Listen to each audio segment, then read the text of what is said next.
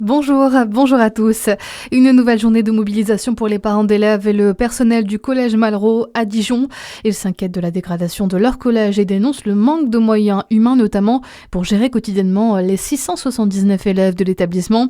À l'occasion de cette journée collège mort ce jour, selon eux, le collège connaîtrait également une augmentation des violences physiques et verbales. Pas d'écran pour les enfants. La seconde édition de l'opération 10 jours sans écran débute en France. Elle vise à retirer du quotidien des enfants tablettes, téléphones portables ou encore télé pour lutter contre les dangers autour des écrans. Plus de 780 établissements scolaires et structures participent cette année. Une démarche positive pour le fondateur de l'Observatoire de la parentalité et de l'éducation numérique, Thomas Romer. Mais pour lui, le gouvernement ne va pas assez loin. L'avantage d'une opération qui est soutenue par des institutions au niveau national, c'est que ça va permettre de mettre un coup de projecteur sur ce sujet. Nous, on aurait préféré plutôt porter des messages qui transmettent des compétences aux gens plutôt que de faire un défi sans écran. Donc tout le monde va être content, les enfants vont pas avoir d'écran et puis on n'en parle plus. 15 jours après, tout le monde retourne sur ses écrans. On est plutôt assez partagé sur ce type d'opération, même si on salue l'initiative parce que ça permet de mettre un coup de projecteur. Pour autant, le succès reste à démontrer dans la mesure où ça fait 20 ans qu'on parle de ces sujets et que ça fonctionne pas si bien que ça.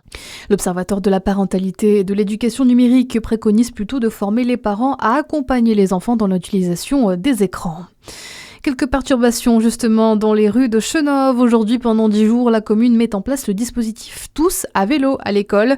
Conséquence, certaines routes sont totalement fermées à la circulation des voitures. Plus d'informations sur la page Facebook de la ville. Dans le reste de votre actualité générale, une mission scientifique pour retrouver l'origine du foyer d'hantavirus. Elle a commencé hier à Ushuaia en Argentine.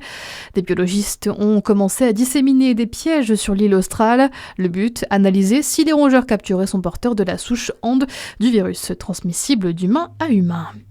L'alerte de Santé publique France, 873 cas de rougeole ont été enregistrés en 2025, un chiffre en hausse de 80% par rapport à l'année précédente, selon un bilan publié hier. Plus de 300 ont donné lieu à une hospitalisation et 7 personnes en sont décédées, en cause une baisse de la vaccination qui est désormais en dessous des 95% recommandés pour éradiquer la maladie.